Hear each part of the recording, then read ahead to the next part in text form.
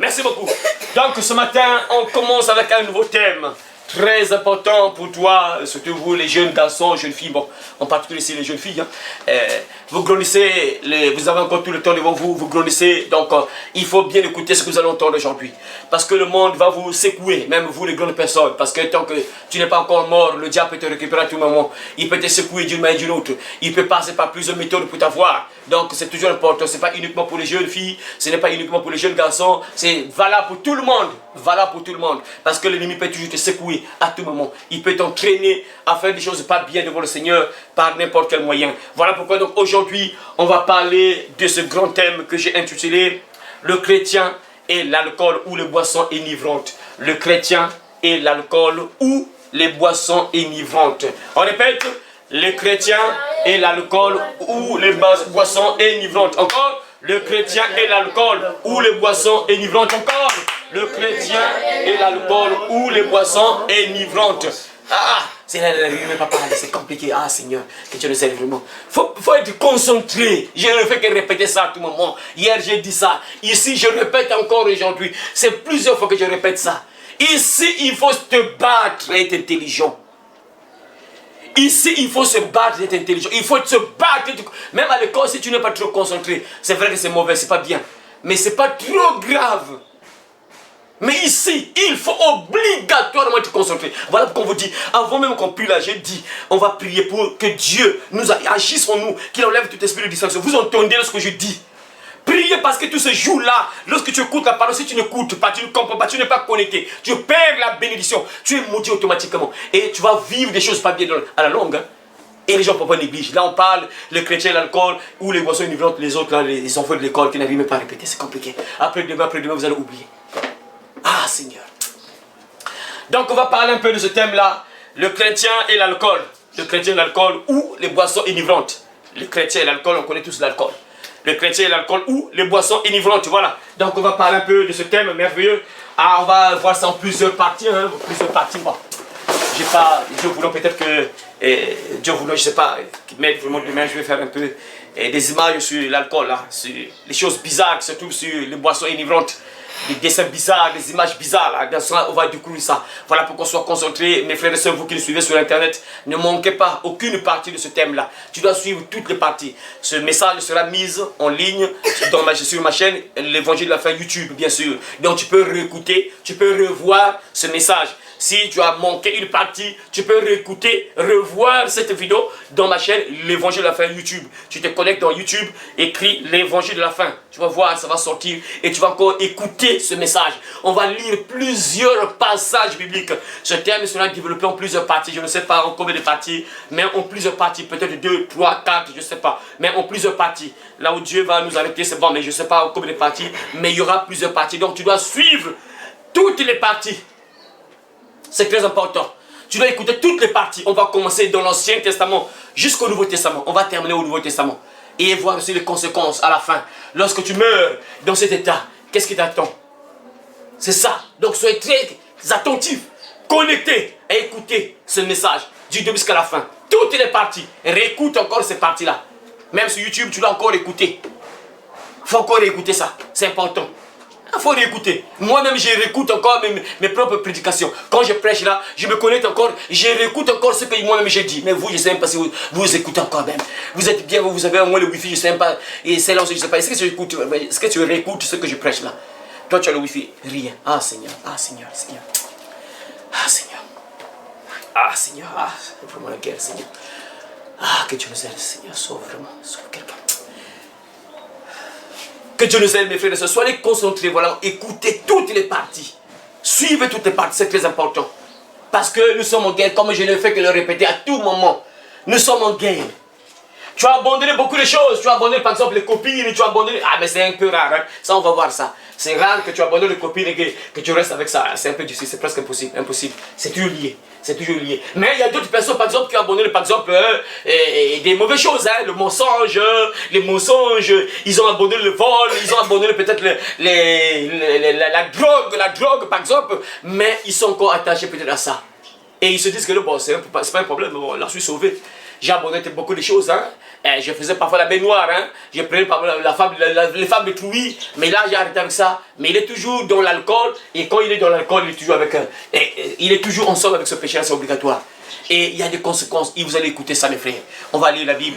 Vous allez écouter plusieurs choses, beaucoup de choses, depuis l'Ancien Testament jusqu'au Nouveau Testament. Dieu voulant, on va partir petit à petit, petit à petit, petit à petit. On ne sait pas, on va développer ça en combien de parties, mais en petit à petit, que Dieu m'aide vraiment. Dieu voulant, je ne sais pas si demain ça pourra être prêt. Et mardi peut-être, j'aurai des images peut-être pour vous montrer un peu certaines choses sur les boissons et l'alcool. J'espère, si Dieu m'aide vraiment, je crois bien cet après-midi, je vais commencer à travailler ça si Dieu le veut. Que je puisse avoir des images sur les boissons là. Lorsque nous parlons de la boisson là, tu vas comprendre beaucoup de choses aussi. Voilà, donc nous allons parler de ce grand thème, le chrétien et l'alcool ou les boissons enivrantes. Voilà, le chrétien ou l'alcool ou les boissons enivrantes. Donc les boissons enivrantes, c'est tout ce qui te rend comme ça. Hein? Toute boisson, tout ce que tu prends et qui te rend comme ça, qui te pousse à être comme ça, tout ça. Tu es maintenant ivre, tout ça, les boissons alcoolisées, tout ça, enivrantes. Donc, toute boisson que tu prends, qui te conduit à être comme ça, tout ça. Parfois, tu commences à marcher zigzag, tu tombes là, tu te relèves, tu commences à vomir, tout ça. Voilà, toute boisson qui te pousse à être comme ça. Voilà, donc on parle de ça. Ces choses-là, ces liquides-là que les gens boivent, qui les rendent comme ça, ou qui les poussent parfois à vomir là, ou parfois, quand ils prennent ça, tu les... Mais comment là, toi, après c'est les combats, bagarres, tout ça. On va parler un peu de ça. Donc c'est de ça qu'on va parler, mes frères et sœurs. Et tu vas écouter beaucoup de choses. Donc vraiment, sois concentré jusqu'à la fin, mon frère, parce qu'on va parler de plusieurs choses.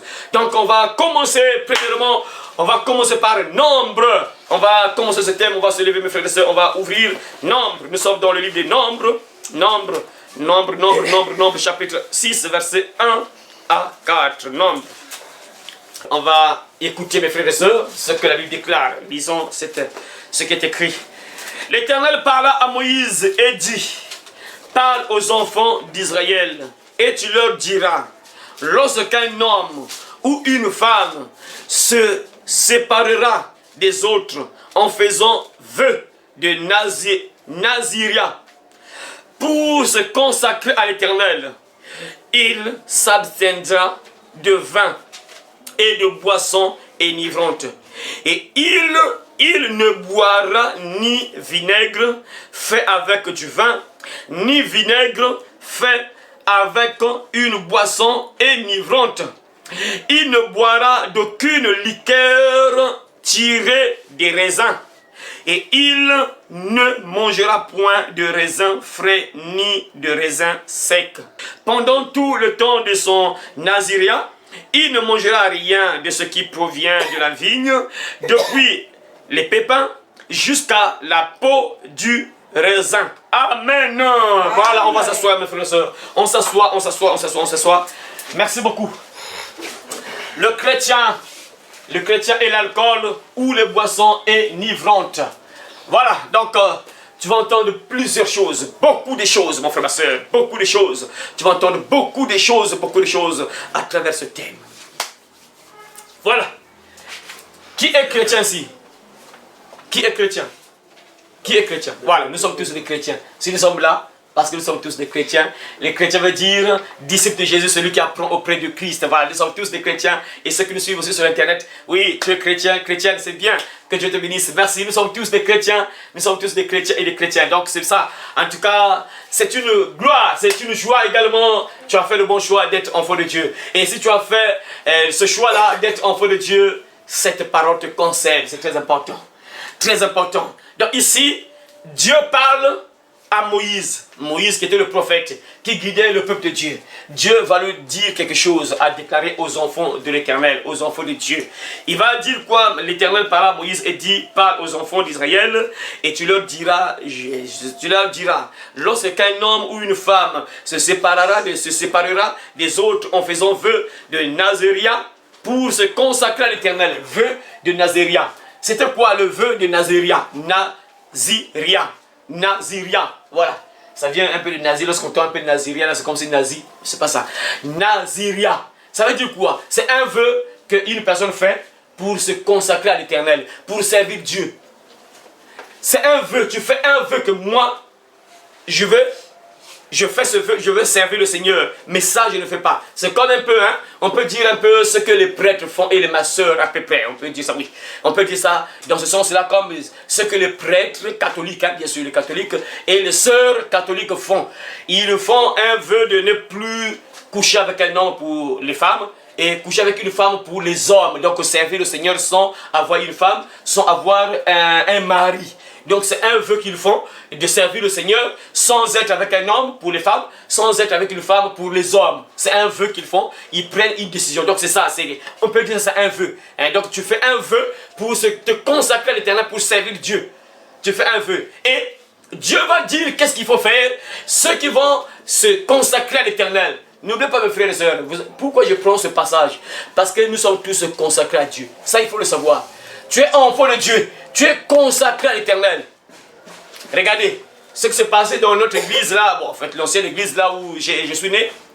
Regardez, je regarde quelque chose là, qui a attiré un peu mon attention là. Lorsque même dans la Bible c'était la même chose. Regardez, lorsqu'un enfant venait au monde, c'est toujours valable jusqu'à aujourd'hui, c'est toujours valable de bénir ton enfant. Même Jésus, on l'a béni, on l'a conduit au temple, on l'a béni. Regardez, lorsqu'un enfant vient au monde, après quelques jours, lorsqu'on circoncit l'enfant pour l'homme, après quelques jours, 8e jour, pour l'homme, 8e jour, on le conduit au temple, après on le consacre à Dieu. On bénit cet enfant, on consacre l'enfant à Dieu. C'est-à-dire que tu es consacré à Dieu. Moi, je ne me rappelle pas, mais je sais pas, mais j'ai été consacré à Dieu parce que papa était pasteur, donc c'est obligatoire, ça ne manque pas. Parce que dans cette église-là, on vient, et c'est toujours comme ça, hein. Chaque chrétien, en fait, ceux qui comprennent l'importance de Dieu, hein, ils consacraient toujours leur enfant à Dieu, ils bénissaient leur enfant. Donc après un certain temps, ils prenaient l'enfant, ils conduisaient l'enfant à l'église pour bénir l'enfant. Est-ce que vous me suivez ici? On bénit l'enfant. Et lorsqu'on bénit l'enfant, en fait, on consacre l'enfant à Dieu. On consacre cet enfant à Dieu. C'est ça qu'il faut comprendre. On consacre l'enfant à Dieu. Et nous sommes tous consacrés à Dieu. Même si on ne t'a pas béni à l'église, mais si tu suis Jésus, tu crois en Dieu, tu pries. Donc tu es consacré à Dieu, tu appartiens à Dieu. Et donc ce passage que nous allons lire là, te concerne. Tu es inclus dans ce passage-là, parce que tu es consacré à Dieu. Tu appartiens à Dieu. Tu appartiens à Jésus-Christ. Tu as fait le choix de croire en Jésus, de suivre Jésus-Christ. Donc ça te concerne, c'est valable pour toi. Parce que nous sommes tous consacrés à Dieu. Dieu va dire à Moïse que non, écoute, lorsqu'il y aura parmi vous quelqu'un qui va faire un vœu de Naziria, donc ça dit c'est un vœu, donc à moi je prends la décision de servir l'Éternel. Ah, s'il prend cette décision-là, et qu'est-ce qu'il doit faire? Toute personne qui va décider, ah bon, moi je décide de suivre Jésus-Christ, je crois en Jésus-Christ, ok. Dès que tu as pris cette décision de croire en Jésus, de le suivre, tu es donc consacré à lui. Et tu as des choses à faire maintenant. Et ce que Dieu dit à travers la bouche de Moïse te concerne. Il dit que donc ceux qui vont prêter serment, donc ils vont faire ce vœu-là, de servir le Seigneur, d'être au service de Dieu, de se consacrer à Dieu, de suivre Jésus-Christ, de croire en Dieu. Et regardez ce qu'il doit faire. La Bible dit c'est quoi? Il s'abstiendra. Il s'abstiendra de vin et de boissons enivrantes. Relis ça dont tu as parlé de verset-là. On dit quoi? Verset 3. Cette personne ne doit jamais boire de vin. Cette personne ne doit jamais boire de vin. Ni d'alcool. Ni d'alcool, c'est bon déjà. Cette personne ne doit jamais boire du vin, ni d'alcool. C'est ce que la Bible dit ici. Il y a des gens parfois, ah non, bon, ah, ça c'est l'Ancien Testament, c'est bizarre. Ah, je ne sais pas, c'est compliqué. Hein? Regardez, il ne faut pas être embrouillé. Parce que le diable, c'est toujours comme ça qu'il passe. Il va te dire lorsqu'on parle de quelque chose, oh non, ça c'est l'Ancien Testament. Ils ont eu l'habitude de dire ça. Ça c'est l'Ancien Testament. Alors que c'est valable jusqu'aujourd'hui. Et oh non, Jésus n'est pas venu abolir la loi. Jésus a dit, je ne suis pas venu abolir la loi. Donc il n'est pas venu abolir ça, il est venu accomplir ça. Il est venu rendre encore la loi dure. Parce que dans le temps de Moïse, quand tu regardes seulement une femme, tu regardes ses formes, tu commences à avoir des mauvaises pensées. Pour Dieu, pour Jésus, tu as commis l'adultère avec elle. Tu as déjà forniqué avec elle, alors que tu ne l'as pas touchée. Mais pour Jésus, tu as forniqué avec elle. Mais or, dans le temps de Moïse, il faut prendre la femme, vous êtes ensemble, c'est là où c'est un péché. Mais Jésus arrive, il dit que dès que tu regardes seulement une sœur qui est en swingy, une sœur qui expose son corps, tu commences à avoir des mauvaises pensées. Pour Jésus, il dit que tu as déjà couché avec elle. Donc c'est encore difficile, c'est encore pire encore que Moïse. Parce que pour Moïse, il fallait toucher une femme. Mais pour Jésus, ne touche pas. Tu regardes seulement. Tu as fait le péché. Attends, ça n'a pas de sens. Mais il y a des gens parfois, non, non, et ça c'est l'Ancien Testament, c'est compliqué. Hein. Dans l'Ancien Testament, Dieu dit, tu ne voleras pas. Donc ça veut dire aujourd'hui tu veux me voler. Parce que dans le livre de la loi, on dit, tu ne voleras pas. Mais donc aujourd'hui tu dois me voler. Dans la loi, on dit, tu ne tueras pas. Donc maintenant, puisque nous sommes au temps de la grâce, nous croyons en Jésus, donc tu peux tuer. Tu vois les gens comme ça, le diable manipule la parole. Et quand on parle de ça, que un chrétien ne doit jamais prendre de l'alcool, ni de vin, ils vont te dire, oh non, mais ça c'est l'ancien, ça c'est valable jusqu'à aujourd'hui. C'est toujours valable. Vous allez entendre ça dans le Nouveau Testament. On va terminer par le Nouveau Testament.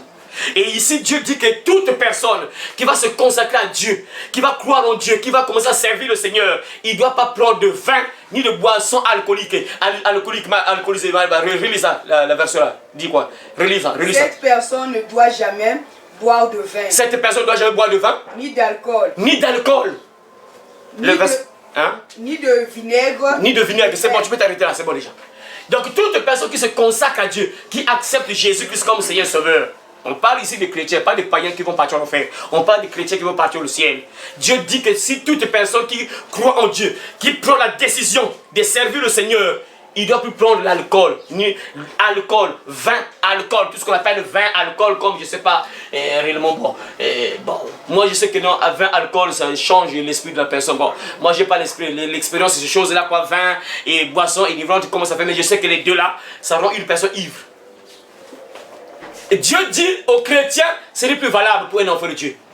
À moins que tu n'aies pas consacré à Dieu. Si tu n'es pas consacré à Dieu, oh, tu peux plutôt prendre l'alcool, tu peux plutôt prendre le vin, tout ça, tu peux plutôt prendre. Tu n'es pas consacré à Dieu, c'est valable pour toi. Mais si tu es consacré à Dieu, tu veux partir au ciel, tu dois te soumettre à la parole. Ce qui est écrit est écrit. Si tu veux pas plutôt partir en enfer, bon, ceux qui veulent partir en enfer, ils me le reviennent. Aujourd'hui c'est dimanche, on va les voir déjà ici. Ce matin là, si tu vas déjà à Chubakaïla, tu vas les trouver, ils sont déjà là, autour des bières. Eux, ils ont choisi l'enfer. Et nous qui avons choisi le ciel, Dieu nous dit, si tu vas au ciel, ne prends plus le vin, l'alcool, tu arrêtes. C'est ça un enfant de Dieu qui veut partir au ciel. C'est écrit, tu obéis. Un enfant de Dieu, on reconnaît un enfant de Dieu par l'obéissance. Tu te soumets à ton papa. Ton papa te parle, tu te soumets. Et là, Dieu parle à travers Moïse aux enfants de Dieu. Moïse parle aux enfants d'Israël. Toute personne qui va se consacrer, qui va faire un vœu de me servir, il ne doit plus prendre de vin, ni d'alcool.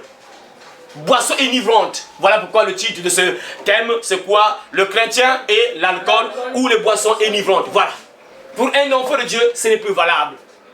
Quand tu crois en Jésus-Christ, tu mets une croix sur ça. C'est maintenant le passé, c'est fini. On te verra plus avec une bouteille, c'est fini. Au revoir. C'est fini. Il s'abstiendra de vin et de boissons enivrantes. Boissons enivrantes. Donc les boissons qui rendent une personne ivre. Enivrante, boisson enivrante, ça veut dire quoi? La boisson qui rend une personne ivre, donc ça qui rend une personne comme ça. Tu deviens ivre, parfois tu commences à... Tu n'arrives plus à maîtriser parfois, et j'entendais des idées comme ça au soulard, et ce que les soulards disaient. Parfois un petit trou, mais quand tu es ivre, tu vois que c'est un gros trou, alors que c'est juste un petit trou. Tu vas voir que la personne commence à... Il commence à faire un pas comme ça, alors que c'est juste un petit trou. Mais quand il prend l'alcool, il voit que c'est maintenant un gros trou. Regarde, c'est des choses comme ça. Il y a des gens qui sont attachés à ça, vraiment c'est incroyable, vrai quoi. Ça change carrément l'esprit de la personne. Mais les gens sont accrochés à ça. Incroyable. Tu n'as plus la maîtrise de soi, tu perds le contrôle, tu commences à partir contre, tout ça, il faut partir en enfer. C'est bizarre, les gens font les entraînements pour être brûlés. C'est compliqué. Ben, la Bible déclare qu'il s'abstiendra de vin et de boissons enivrantes. Il ne boira ni de vinaigre fait avec du vin, ni de vinaigre fait avec une boisson enivrante. Il ne boira d'aucune liqueur tirée des raisins, et il ne mangera point de raisins frais, ni de raisins secs, pendant tout le temps de son naziria. Tout le temps de son naziria. Ça veut dire que pour toi, c'est jusqu'à la mort. Parce que c'est pas que non, bon, moi je vais me consacrer à Dieu pendant 1 mois, pendant 3 mois après. Bon, là je vais pas encore à ma vie d'avant. Non, nous sommes consacrés à l'éternel jusqu'à la mort. C'est pour le meilleur et pour le pire jusqu'à la mort. Donc il n'y a pas non, ah bon, ok, là je veux servir l'éternel. Je prends 2 ans de servir Dieu. Après la 3e année, je repars à ma vie d'avant. Non, ce n'est plus valable. Pour toi et moi, nous sommes consacrés à l'éternel jusqu'à la fin. Jusqu'à la fin. Tu es un enfant de Dieu. La Bible nous dit que nous sommes même tous des sacrificateurs. Sacrificateur, c'est quelqu'un qui offre des sacrifices. Donc on peut dire c'est comme si homme de Dieu, des sacrificateurs. La Bible dit dans le Nouveau Testament, nous sommes tous des sacrificateurs. Donc ce verset est pareil, c'est valable sur toi. La Bible dit dans le Nouveau Testament, nous sommes tous, Dieu a fait pour nous, il nous a fait un royaume de sacrificateurs. Donc nous sommes tous consacrés à Dieu. Parce que ici on voit ici, le contexte, on peut dire que non, ce sont les sacrificateurs, hein, ceux qui partent, par exemple moi là. Je suis en train de célébrer un culte, mais ça c'est pour les catholiques. Je suis en train de célébrer un culte. Donc je suis consacré à l'éternel. Et ça c'est valable pour moi. Je ne peux pas prendre l'alcool parce que je ne dois pas être là. Je suis en train de parler un peu. Je commence. Est-ce que ça a un sens là? Tu vois, ça n'a pas de sens. Je ne peux pas être comme ça. Je dois être équilibré.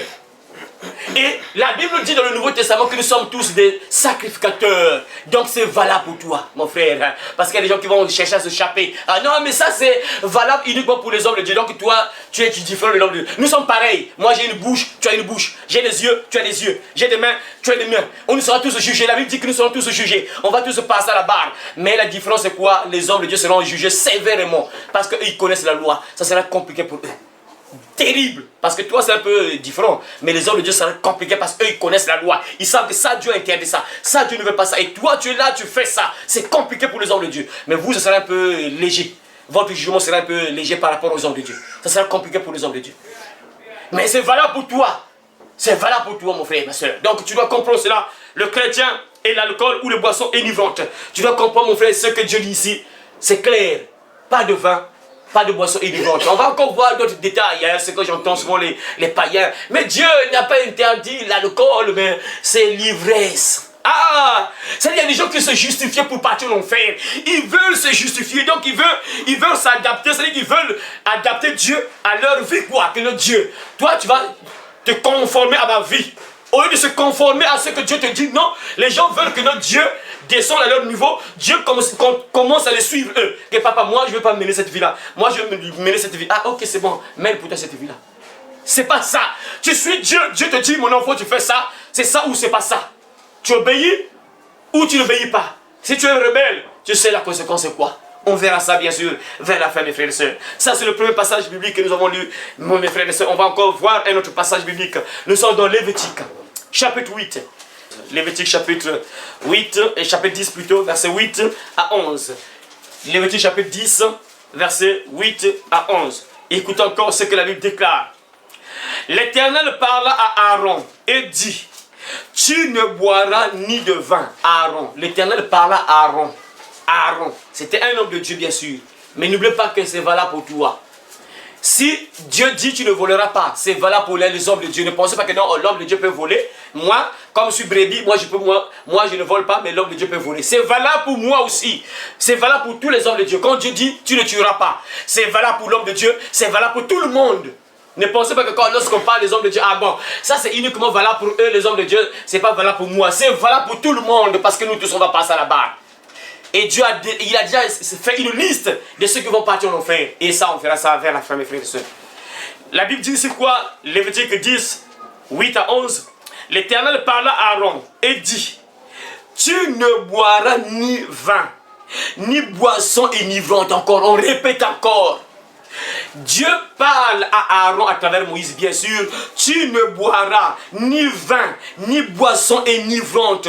Toi et tes fils avec toi, lorsque vous entrerez dans la tente d'assignation, de peur que vous ne mouriez, de peur que vous ne mouriez, de peur que vous ne mouriez, de peur que vous ne mouriez, de peur que vous ne mouriez.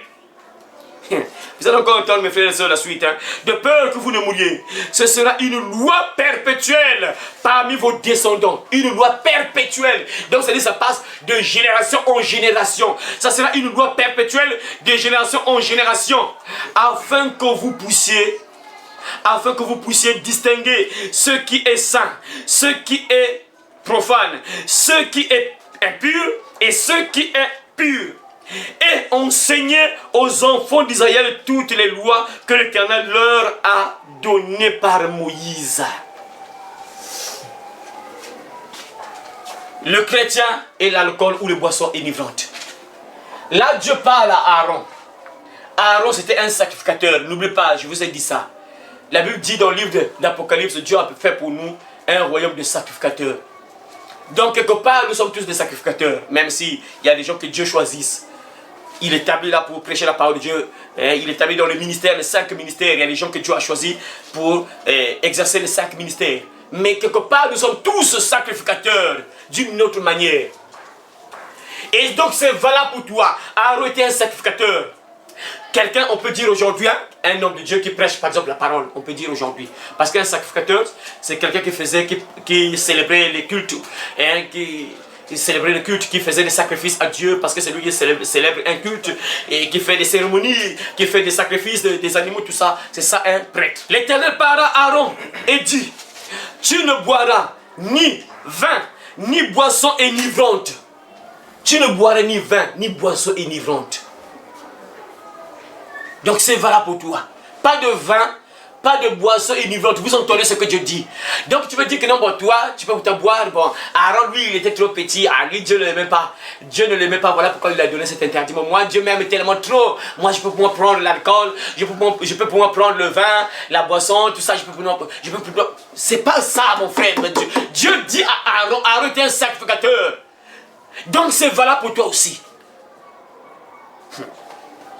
Tu ne boiras ni vin, ni boisson enivrante. Toi et tes fils avec toi. Toi et tes fils. Moi, je ne peux pas accepter que non, moi, je ne prends pas l'alcool et que mes enfants ou bien mes descendants soient des alcooliques. Ça ne marche pas. C'est pas bon ça. Voilà pourquoi même la Bible dit qu'un homme de Dieu, tu dois être exemplaire avant d'aller prêcher aux autres. Par exemple, là, je vous prêche sur l'alcool. Ça ne peut pas être valable si moi-même je suis ivrogne. Ça ne marche pas. Si moi-même je suis dans ça, ça ne peut pas marcher. Ça peut pas. Il faut d'abord être exemplaire. Là, la Bible dit, hein, sur les évêques, les diacres, malheureusement, c'est compliqué. Le diacre, évêque, c'est le responsable, un dirigeant. Tu diriges, tu dois être exemplaire. Même tes enfants doivent être exemplaires. Parce que lorsque les gens viennent chez toi, ils voient même ta maison. Oui, en tout cas, vraiment ce que tu prêches là, on voit ça même dans ta maison. Voilà pourquoi je vous avais dit même que moi, j'ai brûlé les pantalons de ma fille. Et bon, là, c'est pas que non, j'avais écouté la parole, mais en fait, moi, ce qui m'a poussé à brûler ça, c'est parce que ça m'énervait tellement quand je l'ai vu avec les trucs serrés. Quand j'ai vu cette derrière, je suis venu, j'ai pris les pantalons, j'ai brûlé. C'est pas que non, Dieu a dit, mais l'Esprit Saint m'a fait, ils ont dit que c'est pas bon. Ah! J'ai ouvert la valisette, j'ai brûlé ça. Je suis sorti là, j'ai brûlé. C'est ça. Et toi, papa, tu connais que ça, Dieu ne veut pas, tu dois appliquer ça sur tes enfants. Ça doit être valable sur tes enfants. C'est comme ça. Moi, je ne peux pas là, je prêche sur l'alcool et puis mes enfants sont des alcooliques, ça ne marche pas. Soit l'enfant se conforme ou bien soit vraiment il quitte la maison, ça ne passe pas dans l'archer. Non, soit tu obéis. Et ça aussi, c'est parce que, quelque part, parce qu'il n'y a pas la sévérité. Quand papa est sévère depuis l'enfant, imaginez des enfants comme ça, ils grandissent comme ça. Tu vois, par exemple, un enfant commence à rouler les feuilles, il commence. Ah! Tu frappes déjà. Je sais que plus tard, il ne va plus refaire ça, c'est impossible. Il va grandir, il ne va jamais refaire ça. Voilà, si vous voyez les enfants qui mènent une certaine vie parce que les parents ne font rien. Parce que les parents ne sont pas sévères. Si vous voyez les enfants qui sont foutus, la plupart des enfants qui sont foutus là, c'est parce que les parents ne sont pas sévères. La plupart des cas, ce sont les parents. C'est vrai que dehors aussi, il s'agit, mais c'est plus les parents. Si vous voyez par exemple les habillements, regardez un peu les Ouara, les filles de Ouara. Mais pourquoi elles grandissent comme ça? Parce que depuis l'enfance, c'est comme ça, pas l'enfant. Elles grandissent comme ça, couvertes bien. Mais vous voyez nos enfants ici. Tout ça parce que les parents ne font rien. Donc Dieu dit à Aaron, tu ne boiras ni de vin, ni boisson enivrante.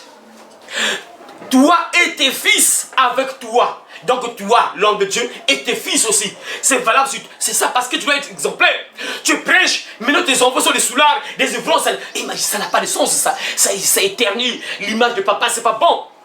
Et le nom de Dieu sera, comme on dit ça, blasphémé, voilà, comme Paul a dit. Le nom de Dieu est blasphémé parmi les païens à cause de vous.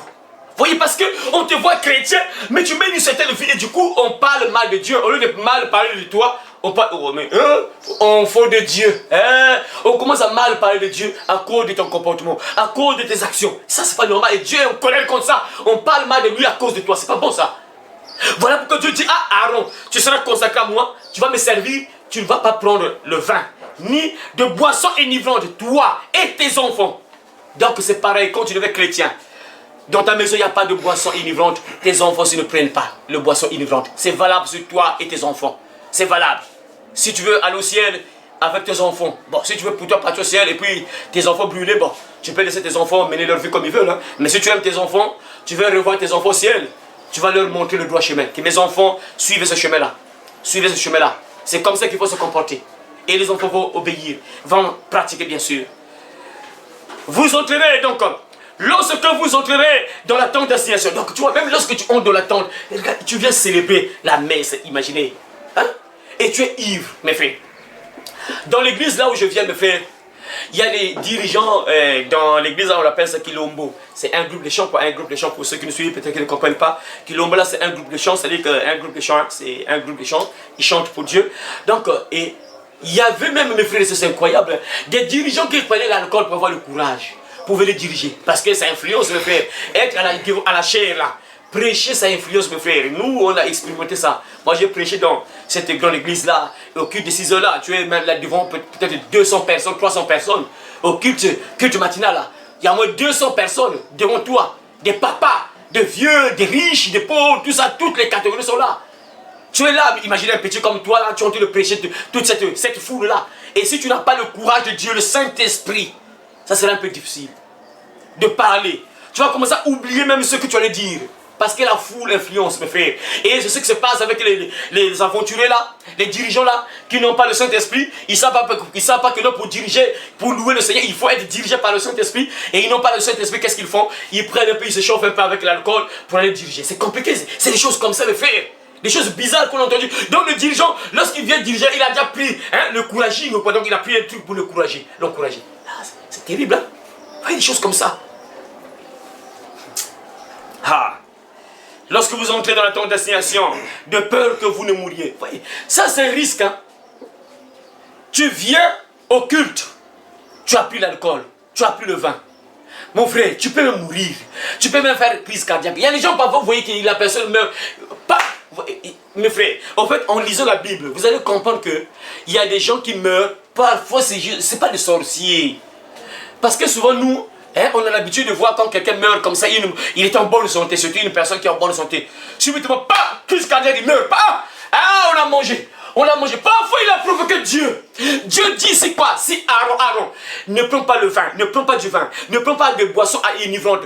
Parce que si vous entrez dans la tente d'assignation, vous allez mourir. Si vous prenez le vin ou l'alcool, si vous entrez, vous allez mourir. Dieu dit ça. Mais imagine un frère, une soeur en Christ, entre guillemets, qui vient au culte. Il a pris l'alcool, il est venu là, après, il sort là, pouf, il meurt. Ah, les gens vont dire quoi? Soit l'église l'a sacrifié, soit les sorciers de sa famille l'ont mangé. Comment quelqu'un qui est bien en bonne santé, il est venu prier, il sort là-bas, il meurt. Mais parfois c'est ça, il est entré dans le temple, dans la présence de Dieu, avec l'alcool. Dans sa tête, dans son corps. Dieu dit que Aaron, toi et tes fils, lorsque vous allez entrer dans la tente d'assignation, c'est un lieu sacré. C'est comme lorsque nous assemblons. Le temple, là où les enfants de Dieu sont assemblés. La Bible dit, là où 2 ou 3 sont assemblés en mon nom, je suis au milieu d'eux. Dieu est là. Maintenant tu te présentes devant Dieu comme ça, avec la boisson dans ta tête. Même si tu n'es pas ivrogne. Regardez mes frères et sœurs, ça on va voir ça au fur et à mesure. Regardez, il y a des gens parfois qui disent que non, bon, c'est l'ivresse que Dieu n'aime pas. C'est l'ivresse. Donc quand tu es ivre, quand tu commences à perdre l'équilibre, c'est ce que Dieu n'aime pas. Mais tu peux peut-être prendre l'alcool, tu as plutôt la maîtrise, hein, tu es en forme là, c'est pas un problème. Regardez, je vais vous donner un exemple simple. Faites la remarque. Une personne a pris l'alcool. La personne n'est pas ivre, hein, la personne n'est pas comme ça. La personne a pris l'alcool. La personne veut te voir. Et vous commencez à parler. Pour moi, dès que je sens l'odeur de l'alcool, je ne vais pas trop considérer tout ce qu'il va me dire. Ça, c'est la réalité. Même si tu n'es pas ivre, tu es en forme bien correcte là. Tu n'es pas... Non, tu es en forme. Tu parles avec quelqu'un. Et on sent l'odeur de l'alcool. Les gens ne vont pas trop considérer ce que tu leur dis. Vrai ou faux? Vrai. Ça, c'est la réalité. Les soulards vont se retrouver. Ils vont comprendre que oui, ça c'est la vérité. Ça, c'est l'inspiration du Saint-Esprit. Même si tu n'es pas well, tu n'es pas ivre, mais tu sens l'alcool, tu parles à une personne, la personne ne va pas trop considérer ce que tu dis là. Même si tu dis la vérité, des choses correctes, la personne ne va pas trop considérer ça parce qu'il sent l'alcool, il se dit ah non, ça c'est juste l'alcool qui te pousse à dire ça. Parce qu'il y a des gens qui disent certaines choses poussées par l'alcool. Et lorsqu'il revient à lui-même, et j'ai dit ça, j'étais nu, oui j'étais nu, j'étais nu, Ça on va encore voir ça, le côté spirituel. le côté satanique de l'alcool. On va voir ça, mes frères et sœurs, le côté mystique, le côté satanique du vin ou des boissons enivrantes. Vous allez voir ça, mes frères. La Bible dit encore, le verset 10, la Bible dit, regardez, ça c'est très important, hein. Ça c'est un détail très puissant. Dieu dit que lorsque vous allez entrer dans la tente d'assignation, donc toi, Aaron et tes fils, il ne faut pas prendre de vin, il ne faut pas prendre des boissons enivrantes. Et il dit au verset 10, écoutez ce qu'il dit au verset 10, afin que vous puissiez distinguer. Lis le verset 10. On dit quoi? Ne buvez pas d'alcool, alors vous pourrez décider si une chose est sacrée ou non. Voilà, vous pourrez décider, c'est-à-dire que juger, distinguer, faire la différence. Regarde, quand quelqu'un, ça veut dire quoi? Dieu nous dit ici quoi? Quand quelqu'un est ivre, la personne ne peut pas distinguer, ne peut plus distinguer ce qui est bon, ce qui est juste, ce qui est mauvais, ce qui est bien. Il n'y a plus la capacité de faire la différence. La personne va perdre donc le sens. La personne n'aura plus l'intelligence. La personne n'aura plus la sagesse. Voilà pourquoi Dieu dit, lorsque vous allez entrer dans la tente d'assignation, il ne faut pas prendre l'alcool, une boisson enivrante pour distinguer ce qui est pur et impur. Pour faire la différence entre ce qui est pur et ce qui est impur. Pour faire la différence entre ce qui est pur et ce qui est impur, afin de distinguer. Parce que quand quelqu'un prend l'alcool, vous allez voir que la personne ne distingue plus le bien et le mal. Hein. Moi je me rappelle, j'ai suivi ce témoignage, je ne sais pas où est-ce que j'ai suivi ce témoignage-là, je ne sais pas où est-ce que j'ai suivi ce témoignage-là, je ne sais pas. La seule, lorsqu'elle prend l'alcool, tout homme qui se présente, elle couche avec elle. C'est lorsqu'elle prend l'alcool là, tout homme qui est là, que tu le plaises ou pas, elle couche avec toi. Vous voyez? Ça c'est l'alcool. Les boissons enivrantes. Vous voyez? Ce que ça pousse à faire à une personne. Donc là, la personne n'a plus la capacité de distinguer si ça c'est pas bien, ça c'est mauvais, ça c'est mauvais, ça c'est bien, ça c'est mauvais. La personne n'a plus la capacité de distinguer. Voilà pourquoi Dieu dit c'est à Aaron, lorsque vous allez entrer dans la tente d'assignation, tu ne dois plus prendre le vin ni de boissons enivrantes, toi et tes fils, afin de distinguer ce qui est pur et impur, c'est ce qui est mauvais et ce qui est bon devant Dieu. Ce qui est juste et injuste. Il faut avoir le discernement, mon frère, ma soeur. Même si beaucoup de gens t'encouragent à prendre du vin, mon frère, ma soeur. Vous savez, non?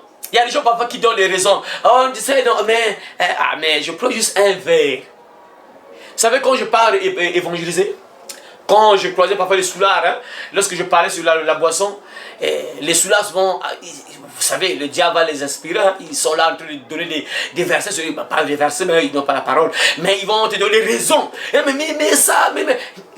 là, ils ne lisent jamais la Bible, mais lorsqu'il s'agit de la boisson, ils vont chercher des versets dans la Bible, mais Dieu a dit, hein, c'est l'ivresse que Dieu n'aime pas, l'ivresse, c'est l'ivresse que Dieu ne veut pas, tout ça, quoi. Incroyable. Je dis, souvent ces gens-là, regardez, tous les soulards, quand je parle soulard, c'est-à-dire c'est ivre, un ivrogne, soulard. Tous les ivrognes ou soulards, quand vous voyez ces gens-là, ils n'ont jamais commencé avec un casier, jamais. Ils n'ont jamais commencé avec toutes ces bouteilles-là. Donc quand ils commencent à prendre l'alcool, il n'a pas commencé avec toutes ces bouteilles-là. Il a commencé avec un verre. C'est toujours comme ça que ça vient, comme les gens du monde ont l'habitude de dire, l'appétit vient en mangeant. Ils ont toujours commencé par un verre. Celui-là qui est comme ça, il n'a jamais commencé avec toutes ces bouteilles-là. Lorsqu'il a commencé, si tu lui poses la question, mais comment tu es entré dans, je ne sais pas comment on appelle ça, dans cette ville-là, comment appeler cette ville-là, je ne sais pas, dans cette ville-là, comment tu as commencé comment? Il y a les gens qui peuvent te donner leur expérience. Donne-moi un peu l'expérience, ton expérience de l'alcoolisme, hein, comment tu as commencé? Oh, mais tu sais, le premier jour, je me rappelle, c'est une copine qui m'avait invité, ou bien soit j'étais avec une copine, ou soit les amis m'avaient invité. Après, on a mis une bouteille là, et j'ai dit, ah non, je vais prendre un verre. Après, pas, ah, c'est bon, hein?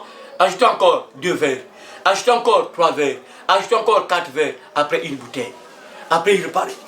Ah ouais, donc il commence à dire n'importe quoi. Et après demain, donne encore une bouteille. C'est bon. Mais après 2, 3, 4, c'est parti. Aucune personne, aucun soulard a commencé avec un verre. Ça commence avec plusieurs bouteilles plutôt. Ça a toujours commencé avec un verre. D'abord un verre. Ou d'autres, c'est une bouteille. Une bouteille seulement. Ça commence juste une bouteille, on t'achète juste une bouteille. Parce que c'est des rares car on ne te vend pas les verres. Bon, ceux qu'on vend les verres là, ce sont ceux qui partent lorsqu'on voit dans les films, ce sont ceux qui partent dans les bars, boîtes de nuit. Il y a des bars, boîtes de nuit là où on sert même des verres là. Parce que lorsque je voyais dans les films là, et tu es là, on te donne les verres là, je ne sais pas si c'est quel genre d'alcool là, mais on dirait juste des verres, quoi, juste des verres là. Bah, ajoute encore un autre verre, pas, je ne sais pas. Mais des verres. Mais pour nous ici, bon, parce que je sais que ces verres-là sont chers, hein, je crois que c'est... je sais pas, il y a des gens qui sont passés par ça. Le fait, tu es ex, tu es passé par ces choses-là, je sais pas. Est-ce que tu as fréquenté les lieux là où on servait des verres là, je sais pas, ces genres de boissons, est-ce que tu as eu la malchance de fréquenter ces lieux-là où on sert souvent des verres seulement? Tu as eu la malchance là? 2500, 5000 verres. 2500? Ouais, 5000 et 7500. Ah! 2500, 5000, 7500, un verre, Seigneur. Oh, Seigneur. Seigneur. Incroyable, frère. Juste un verre comme ça, 2500, Seigneur. Regarde, l'envoûtement. L'argent reste comme ça, vraiment, c'est incroyable. Et souvent, quand tu sors là, tout l'argent que tu avais emmené, ça reste. Hein. C'est des caras que tu repartes à la maison avec l'argent, c'est des caras. Parfois, tu vois, l'envoûtement, mes frères. Ça c'est l'esclavage. Il y a des gens qui sont en prison. Pourquoi? Parce qu'on les a trompés. Oh, c'est juste un verre. Après, c'est là où le diable a eu. Un verre. Oh, ajoute un... c'est bon. Par exemple, moi, on m'avait piégé un jour, je me rappelle, on m'avait piégé. Pour la première fois que j'ai goûté, je connais, je sais pas, l'alcool ou boisson enivrante, je sais pas quelle est la différence entre alcool et puis vin. Moi, je sais que tout, ça change l'esprit de la personne. Voilà. Donc, je me rappelle la première fois, c'est une grande soeur, notre grande soeur, à Doulouzi. Et je sais pas, on avait acheté un ngok, je me rappelle, un ngok. Ça aussi, on va parler de ça, les ngok là, les images bizarres. Là. On va parler un peu de tout ça aussi. Donc, on avait acheté un ngok, ngok là, papa. Et une bouteille de ngok là, on a acheté ça. Après, j'ai demandé, ah, mais donne-moi un peu. Parce que moi, je me disais que c'est sucré là. Et il m'a donné ça pas. Quand j'ai goûté comme ça, c'était amer. Ah, mais ça, c'est des choses amères comme ça. Mais pour elle, c'était bien. Mais moi, quand j'ai goûté, c'était vraiment amer. C'est, je crois, mais la première fois que j'ai goûté un peu à ces choses-là. C'est la première fois. Quand j'ai goûté ça, oh, mais c'est tellement amer comme ça. Mais qu'est-ce qu'il cherche? Il trouve quoi dans ces trucs-là? C'est bizarre, hein? Après, je me rappelle encore une autre fois. C'est lorsque je mourais avec une copine, là, en fait, la mère de ma fille, lorsque je mourais avec elle ensemble. Et une fois, c'était la fête. C'était la fête. Et pendant la fête, elle va venir. Chez moi, elle est venue avec la même boisson, je crois, d'un ngok. Ça, c'était un ngok. Elle est venue avec ça, tout ça. Oh non, on va boire. Quand je goûte comme ça, mais en fait, je prenais seulement juste pour le satisfaire. Hein. Quand je goûte, il n'y a rien d'important à l'intérieur, là, mais c'est amer, là, mais... Je voyais rien de bon à l'intérieur, mais pour d'autres personnes, c'est bon, c'est bizarre, hein. Et je n'ai rien vu. Quand je goûte ça, mais il n'y a rien d'intéressant dans ces choses-là. Mais pour d'autres personnes, vraiment, c'est important. Et je me rappelle, là, je n'étais même pas où elle, rien. On avait partagé la même bouteille ensemble. Et l'autre fois, là, je vous cite, mes frères, les nombres de fois que j'ai goûté aux boissons là, mes frères. Regardez un peu, depuis l'enfance jusqu'à aujourd'hui, plus de 40 ans. La troisième fois, c'est un beau-frère. C'est une fête ici à Pointe-Noire. Un beau-frère est venu nous voir. Le beau-frère, c'était l'ex-mari de ma petite soeur là. Après, il est venu nous voir là. Comment il est venu nous voir là? Comment? Après, il m'a emmené. Il m'a acheté un carton de Barreau de Madrid. Voilà, Barreau de Madrid. Et comme il savait que non, moi je prends souvent le vin. Je prends souvent du vin. Et pas le vin, plutôt le jus plutôt. Le jus. Donc, lui, il a acheté un Barreau de Madrid parce qu'il se disait que non, comme c'est sucré, donc je vais sûrement aimer ça plus que c'est sucré. Oh, c'est quelqu'un, c'est du vin. Je ne savais même pas. Et j'ai commencé à goûter là, un carton. Hein. J'ai commencé à goûter, c'était sucré. Ça, c'était sucré. C'est bon. Bah, j'étais assis, je me rappelle, devant le goudron. L'avenue de Vungu là, le fond de Vungu là. Voilà. J'étais devant le goudron parce que c'était la fête, c'était vide là, les gens passaient là. C'était la fête là, donc j'étais là devant le goudron. Je prenais là, pas. Après un temps, ça finit. Et à un moment, je commence à sentir comme des vertiges. Je commence à me lever comme ça. Mais qu'est-ce qui se passe là? Pour partir à la maison, c'était compliqué. Je me suis efforcé. Heureusement que la maison n'était pas loin. Je me suis efforcé. Il faisait déjà soir, hein? Il était déjà presque 18 h comme ça. Je me suis forcé, je suis arrivé à la maison, puisque la maison était moins à 150 mètres, 200 mètres seulement du goudron. Donc c'était pas loin. Je me suis battu pas et je suis entré. Quand je suis entré dans la maison, je me mets sur le lit. Dès que je suis mis sur je me suis mis sur le lit, mes frères, j'ai senti l'envie de vomir. Je suis sorti, j'ai vomi devant la porte. J'allais vomir sur le lit, j'ai vomi devant la porte. Depuis ce jour-là, j'ai signé plus jamais ces choses, plus jamais. Et la dernière fois qu'on m'avait encore piégé, mais je ne sais pas si c'est la dernière fois c'était ça, je crois bien, mais avant ça, c'était aussi un cousin qui m'avait acheté, le moment-là, les véhicules de notre grand frère faisaient la route, hein, village, Pointe-Noire, donc ils venaient, les gens qui venaient là, ils me connaissaient, tout ça, donc parfois lorsqu'ils venaient là, ils vendaient les marchandises, après ils achetaient l'alcool, tout ça, lorsqu'ils me voyaient, ils ne pouvaient pas me laisser comme ça, et parfois, oh non, bon, mais toi, le gars, toi, on sait que non, toi, tu n'aimes pas la bière, bon, on t'achète quelque chose de sucré là, et on m'a acheté gin tonic, je me crois bien, gin tonic. Quand j'ai pris ce pas, c'était un peu comme un sucré, mais après, mais ça c'est quoi, j'ai sauté le vertige, et la dernière fois, c'est le beau-frère là qui m'avait piégé. Depuis ce jour-là jusqu'à aujourd'hui. Jamais. Il y a des gens qui disent, mais comment j'ai fait pour vivre? Posez-vous des questions. Donc si je peux compter, bon, pour une bouteille, je peux dire, j'ai pris donc 2 bouteilles seulement, je peux dire, Baron de Madrid plus gin tonic là. Donc depuis l'enfance jusqu'à aujourd'hui, 2 bouteilles seulement. Parce que la ngoc là, avec la maman de ma fille, on avait partagé en 2. Et bon, pour la grande soeur, j'avais juste goûté. Donc si je peux calculer, depuis l'enfance jusqu'à aujourd'hui, j'ai plus de 40 ans. Donc j'ai bu, on peut dire 2 bouteilles seulement. Incroyable, vrai. Mais pourtant, je suis là en forme. Je suis en bonne santé. Bien debout. Je suis là. Quand il y a des gens qui disent que non, prends l'alcool pour la bonne santé, c'est important. Mais comment se fait-il que je suis là? Comment? Comment vous expliquez ça? Dites-moi, expliquez-moi comment. Je vous donne mon propre témoignage. C'est ma vie à moi. Et je suis fier de dire ça devant le Seigneur. Donc je peux dire que depuis mon enfance jusqu'à aujourd'hui, je n'ai consommé que 2 bouteilles, on peut dire, entre guillemets, un carton, on peut dire c'est 1 litre, peut-être avec gin tonic, là je ne sais pas, demi-litre ou comment je ne sais pas. Donc 2 bouteilles, on peut dire, je suis là en forme, je suis là en bonne santé. Mais non, où est la différence entre toi qui consommes ça et moi? Lorsque nous voilà, il n'y a pas de différence, mais bien sûr la différence est spirituelle. Moi je suis béni, mais toi tu es maudit. Quand tu es dans ces choses-là, tu es maudit, tu n'es pas béni, tu es maudit. C'est ça. Et c'est valable pour toi. Tu ne dois pas prendre ça. Ne pense pas que non, si tu prends ça, c'est ça qui va te faire, qui va te donner une bonne santé. Il y a des scientifiques, mes frères, j'ai suivi. Des scientifiques qui ont démontré que dans les choses que nous mangeons, il y a même du vin à l'intérieur. Incroyable, vrai quoi. L'ananas, je connais les mangues, beaucoup de fruits qu'ils ont cités, beaucoup de choses que nous mangeons là. Il y a déjà l'alcool, il y a même le maïs. Quand tu manges le maïs là, quand ça entre dans ton ventre là, ça se fermente, ça devient de l'alcool, même dans ton ventre. Mais tu ne sais pas. Dieu c'est un grand chimiste. Il sait que mes enfants, leur corps pour fonctionner, ils ont besoin d'alcool. Mais moi je ne veux pas qu'ils soient ivres, ils sont comme ça, non. Qu'est-ce que Dieu fait? Il met l'alcool dans les choses que nous mangeons. Et dès que tu manges ça, ça rentre, ça est là. Voyez? Donc on ne vous trompe pas. Vous êtes des jeunes, vous grandissez.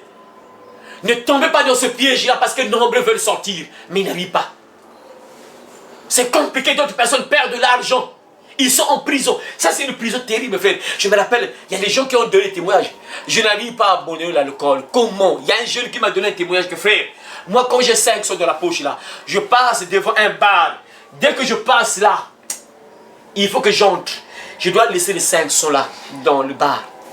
Mais comment vous expliquer ça? Ça c'est le côté spirituel qu'on va parler. On va parler un peu de ça plus tard. Voyez?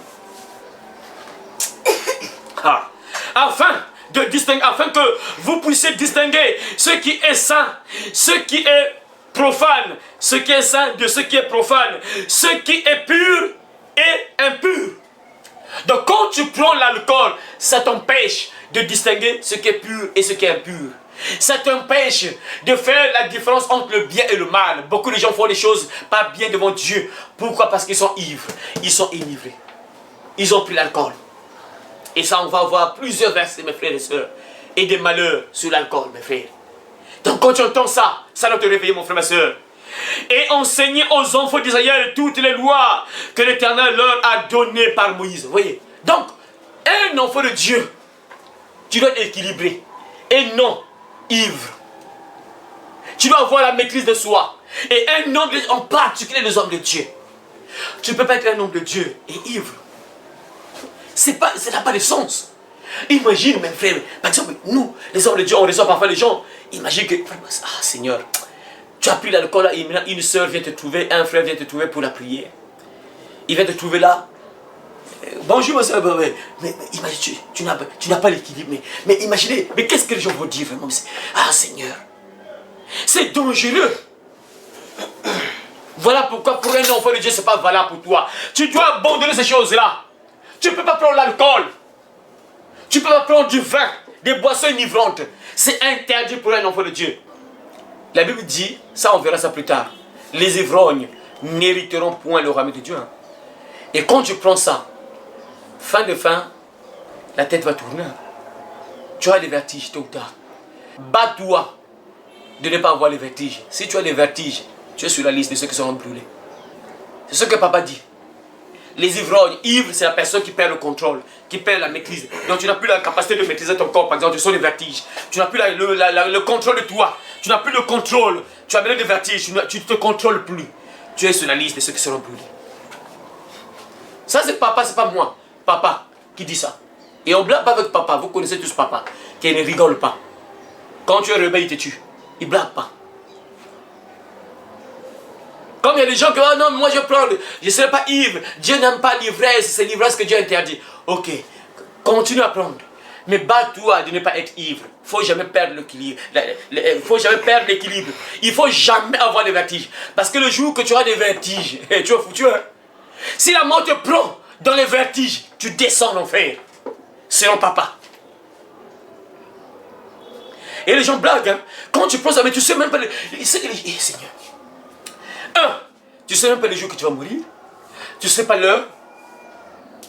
Et voilà pourquoi la Bible dit il faut être prêt tous les jours. Maintenant, imagine que, ah bon, moi, comme il y a des gens qui blaguent avec Dieu, papa, je vais prendre l'alcool. Si je deviens ivre, je vais demander pardon. Imagine que tu prends l'alcool, pas la mort, je te prends. Et. Ah, Seigneur.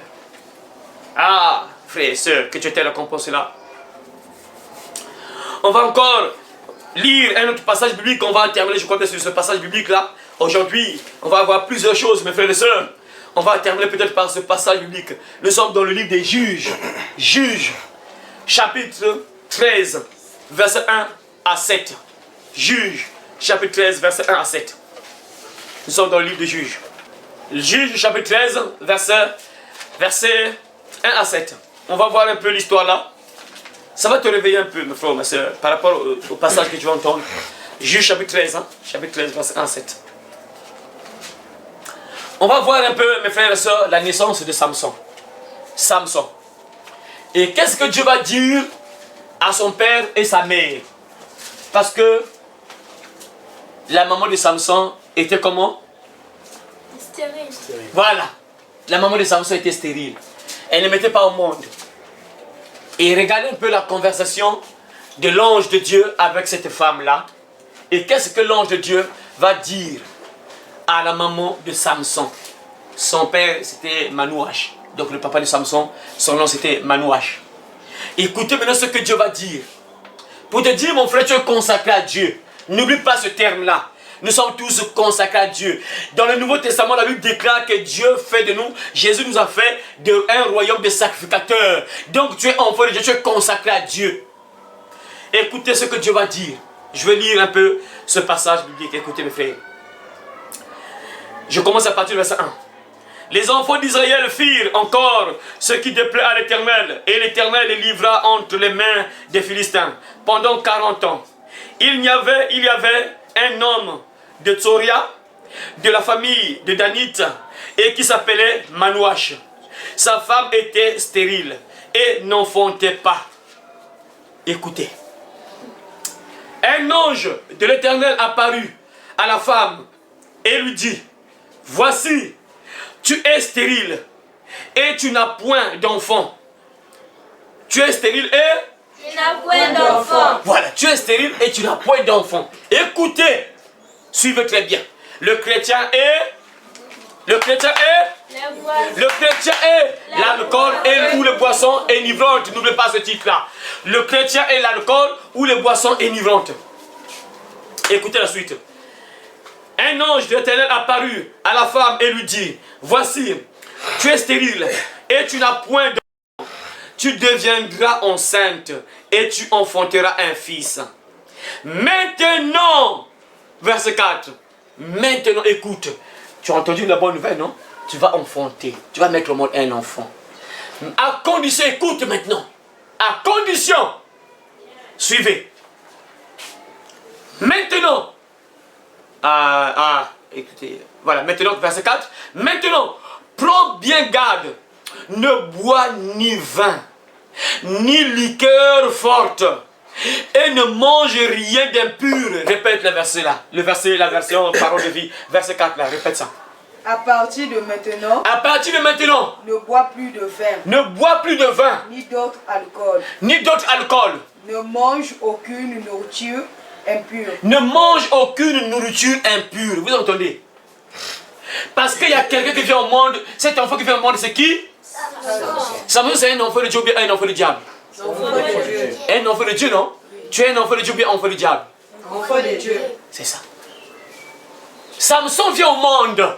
Dieu dit à la femme, l'enfant vient au monde là, l'enfant qui vient au monde là, son nom c'est Samson. À partir de maintenant, tu ne dois pas prendre de vin, ni de liqueur forte, donc boisson, on a dit, répète là. À partir de maintenant, ne bois plus de vin, ni d'autre alcool, ne mange aucune nourriture impure. Ne mange aucune nourriture impure. Pourquoi? Parce qu'il y a l'enfant de Dieu qui vient au monde. Et on va donner encore les détails, mes frères. Écoutez encore, mes frères et sœurs. Car tu vas devenir enceinte et tu enfanteras un fils. Le rasoir ne passera point sur sa tête. Parce que cet enfant sera consacré à Dieu dès le ventre de sa mère. Cet enfant sera consacré à Dieu. Cet enfant sera consacré à Dieu. Dès le ventre de sa mère. Est-ce que tu es consacré à Dieu? Oui ou non? Oui. Tu es consacré à Dieu, non? Oui. Donc ce verset-là, cette parole te concerne. Si tu n'es pas consacré à Dieu, ça c'est pas un problème. Continue à mener ta vie comme tu veux. Mais si tu es consacré à Dieu, tu appartiens à Dieu, ça c'est valable pour toi. Cet enfant sera consacré à Dieu dès le ventre de sa mère. Consacré à Dieu dès le ventre de sa mère. Et ce sera lui qui commencera à délivrer Israël de la main des Philistins. Voyez, c'est lui qui va commencer à délivrer Israël de la main des Philistins. Et Dieu lui dit que tu ne dois pas prendre de vin, tu ne dois plus prendre de l'alcool. Parce que l'enfant ne doit pas être souillé. Donc c'est comme si on dit quoi? Il a même dit des nourritures impures. Donc c'est comme si la femme prenait de l'alcool. Il y a même des mamans possédées par le diable, Satan. On leur conseille de prendre du vin pour bien enfanter, pour laver l'enfant, je ne sais pas, dans le ventre, pour que l'enfant soit... Ah Seigneur, voilà pourquoi vous voyez des enfants qui viennent des ivrognes, des soulards. Pourquoi? Parce que maman était soulard et on a déjà commencé à donner l'alcool à l'enfant depuis le ventre de la maman. Et dès que l'enfant sort là, vous voyez un petit enfant commence à dire, maman, la bière, c'est bon. Oh, mais comment tu trouves ça? Parce qu'on a consacré au diable, on l'a initié. Et plus tard, vous allez voir que cet enfant-là sera ivrogne. C'est maintenant une vie comme ça. Pourquoi? Parce que c'est ça. C'est des choses réelles, mes frères. Et il y a le côté spirituel, mes frères, ces choses-là. Il y a le côté spirituel. Tu vas voir, papa était ivrogne. Vous allez voir que les enfants seront aussi ivrognes. Papa était adultère. Vous allez voir que les enfants adultèrent. C'est des choses qui suivent. Ça suit. Voilà pourquoi ça, un enfant de Dieu, quand tu entends, tu te bats dans la pluie, tu brises ça. Oh non. Papa était ivrogne. Non, moi, je ne serai pas ivrogne. Impossible. Maman était une prostituée, maman était là, il massacrait les hommes, les garçons, et couche avec cet homme-là, abandonne, il change encore. Moi je refuse, je ne serai pas comme maman. Je refuse ça. Il faut bien écouter ce qu'on vous dit là.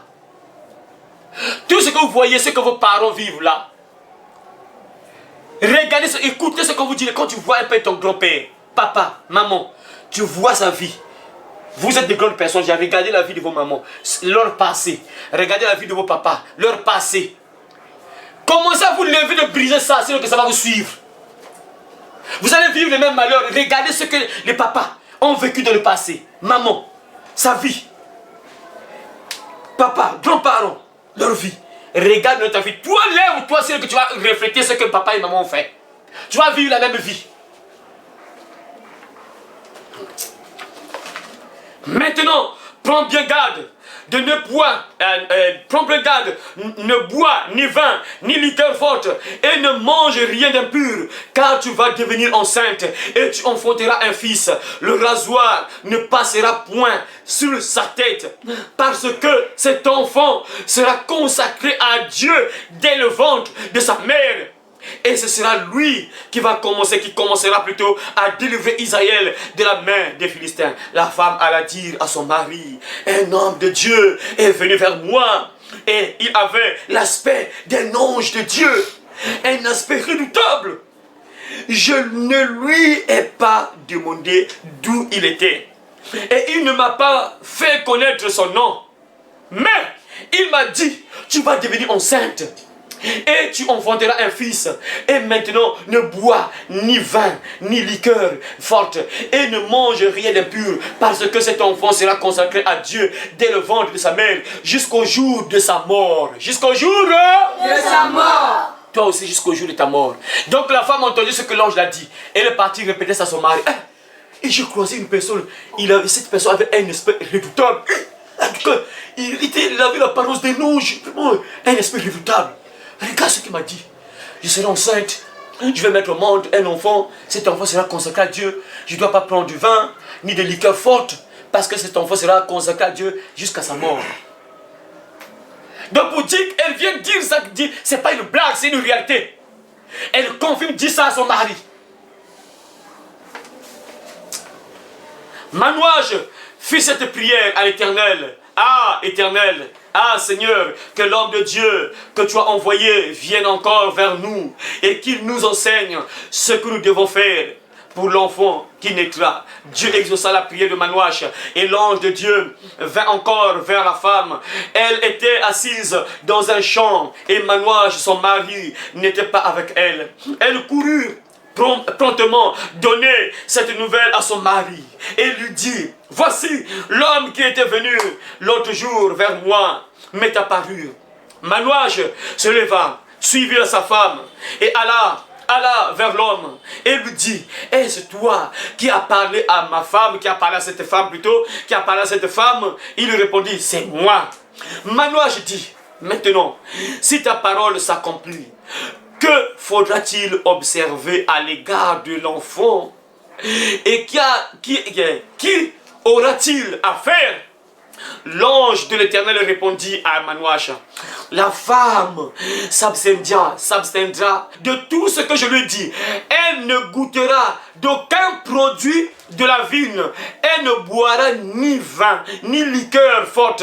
Et elle ne mangera rien d'impur. Elle observera tout ce que je lui ai prescrit. Manouach dit à l'ange de l'Éternel, permets-nous de te retenir et de t'apprêter un chevreau. L'ange de l'Éternel répondit à Manouach, quand tu me retiendras, je ne mangerai pas ton mais si tu veux faire un holocauste, donc un sacrifice en holocauste, tu l'offriras à l'Éternel. Manouach ne savait point que ce fut un ange de l'Éternel. Vous voyez mes frères.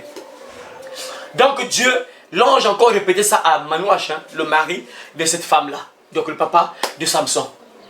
L'ange a encore répété, l'enfant qui va venir au monde, son nom sera Samson bien sûr, il sera consacré à l'Éternel, à Dieu.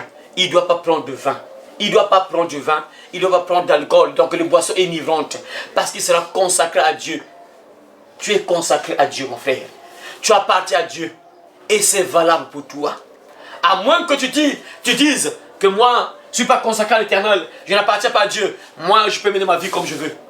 Je n'ai pas besoin d'observer ça. Mais si tu es consacré à Dieu, si tu es vraiment sacrificateur, comme Jésus l'a dit, il a fait de nous un royaume de sacrificateurs. Si tu appartiens à ce royaume-là, c'est valable pour toi mon frère, parce que tu es consacré à Dieu. C'est interdit pour toi. Ne prends pas de vin, ni d'alcool, de boissons enivrantes. Ce qui est bien pour vous ici, et ceux qui me suivent sur Internet, excusez, vous qui me suivez sur Internet, vous êtes bien pourquoi? Parce que la personne qui vous parle est un témoignage. Donc pour vous dire que ce qu'on vous dit là, ce n'est pas une blague. Tu peux vivre sans l'alcool. Moi je suis là, je suis debout. Par la grâce de Dieu, je suis là. En forme. Hein? Et si on voit avec plusieurs personnes, peut-être que moi j'ai économisé plus que ces personnes qui sont toujours dans cette vie-là. Hey, Les personnes qui ont grandi avec moi peut-être, qui sont sur cette vie-là. Je sais que moi, je suis béni, mais eux, ils ne sont pas bénis. Pourquoi? Parce qu'ils mènent cette vie-là. Ce que j'ai économisé, parfois, eux, ils n'ont pas économisé. L'alcool les a pris ça. Tu ne vas rien avoir à travers cette vie-là. Ça ne t'apporte rien.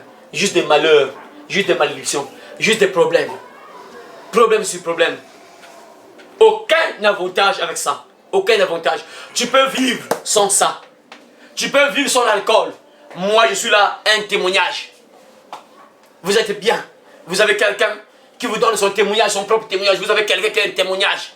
Que tu peux vivre sans l'alcool. Moi, je suis là. Plus de 40 ans.